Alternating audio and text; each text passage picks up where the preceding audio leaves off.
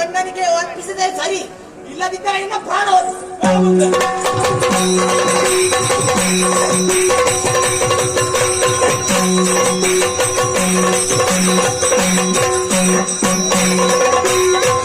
ಹರ ಹರ ಶಂಕರಾರ್ಯ ಗಂಧವಿಲ್ಲದೆ ಬೆಳೆಸಿದನು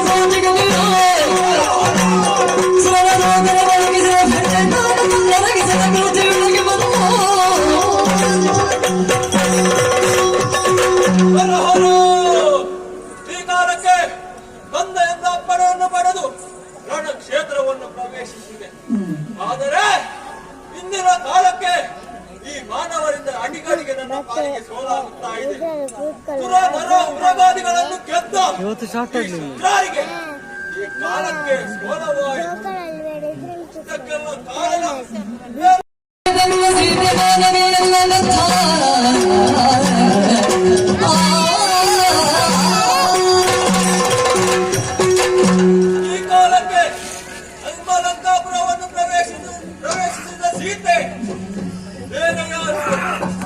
ಸಾಕ್ಷಾತ್ ಲಕ್ಷ್ಮಿ, ಭಾಗ್ಯದ ಲಕ್ಷ್ಮಿಯಾಗಿ ಬರಬೇಕಾದವಳು ಲಂಕೆಗೆ ದರಿದ್ರ ಲಕ್ಷ್ಮಿಯಾಗಿ ಪರಿಣಮಿಸಿದ್ದಾಳೆ. ಇವರು ಯಾರು? ರಾಮ ಯಾರು? ರಾಮ ಬೇರೆ ಯಾರು ಅಲ್ಲ, ಆ ಲಕ್ಷ್ಮೀಪತಿ ಶ್ರೀಹರಿ. ಈತ ಬೇರೆ ಯಾರು ಅಲ್ಲ, ಸಾಕ್ಷಾತ್ ಆದಿಶೇಷರೇ ಆಗಿದ್ದಾರೆ. ಮತ್ತೆ ಬಂದ ಕವಿಗಳೆಲ್ಲ ಮುಕ್ತಾದಿ ದೇವತೆಗಳು. ಇವುಗಳನ್ನು ಗೆಲ್ಲುವುದಕ್ಕೆ ನನ್ನಿಂದ ಸಾಧ್ಯವಾಗಿ ಹೋಯಿತು. ಆದರೆ ನಾನು ಪಡೆದಂತ ಬಲ ಸಾಮಾನ್ಯವೇ.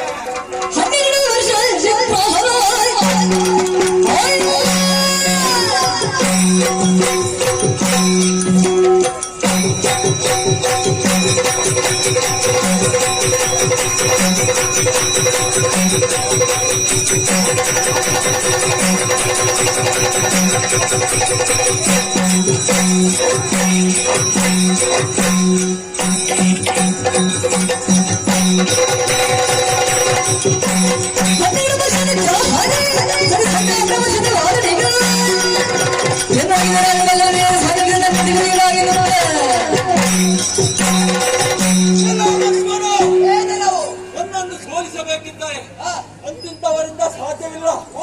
ಯಾರು 12 ವರ್ಷಗಳ ಕಾಲ ನಿದ್ರೆ ಆಹಾರ ಸತಿಸಂಗವನ್ನು ಬಿಟ್ಟಿರುತ್ತಾರೋ ಅಂತವರಿಂದ ಮಾತ್ರ ನನ್ನ ಬಾರಿಗೆ ಮರಣ ಎನ್ನುವ ಹಾಗೆ ಬ್ರಹ್ಮದೇವರಿಂದ ವರ ಆ ಸಾಮರ್ಥ್ಯ ನಿನ್ನಲ್ಲಿದ್ದರೆ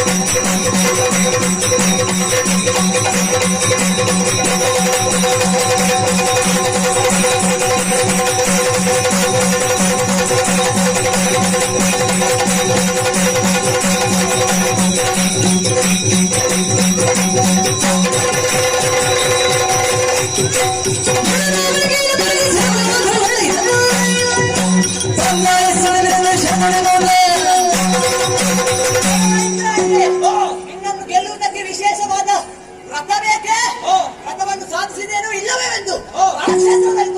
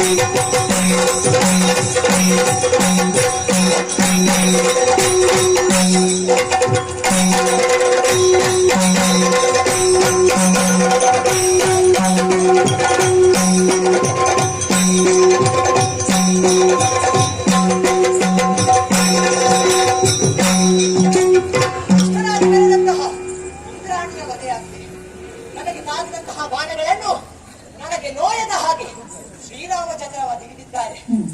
ಆದಂತಹ ಗಾಯಗಳೆಲ್ಲ ಗುಣಮುಖವಾಗಬೇಕೆಂದು ಔಷಧಿಯನ್ನು ಹಚ್ಚಿದ್ದಾರೆ.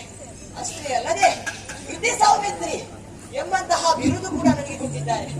ಎಂಬುವಲ್ಲಿಗೆ ಕೃತಿ ಸೌಮಿತ್ರಿ ಎಂಬ ಪುಣ್ಯ ಕಥಾನಕವನ್ನು ಯಾರು ಆಡಿದ್ದಾರೋ, ಯಾರು ಆಡಿಸಿದ್ದಾರೋ, ಯಾರು ನೋಡಿದ್ದಾರೋ ಅವರೆಲ್ಲರಿಗೂ ನಾವು ನಂಬಿಕೊಂಡು ಬಂದಂತಹ ಕಟೀಲು ಶ್ರೀ ದುರ್ಗಾ ಪರಮೇಶ್ವರ ಎಂಬುವವರು, ಮಹಾಗಣಪತಿ ದೇವರು ಹಾಗೂ ಸ್ಥಳದಲ್ಲಿ ನೆಲೆಸಿರುವಂತಹ ಸಕಲ ದೈವ ದೇವರುಗಳೆಲ್ಲ ನನಗೆ ಆಶೀರ್ವಾದ, ಆರೋಗ್ಯ ಎಲ್ಲವೂ ಕೊಡಲು ಪ್ರಾರ್ಥಿಸುತ್ತಾ ಮಂಗಳ ಗೀತೆ ಹಾಡವೇ ಸಭ್ಯ ವೈದ್ಯರನ್ನು ಅಪ್ಪಣೆ ನೀಡುತ್ತಾ ಇದ್ದೇವೆ.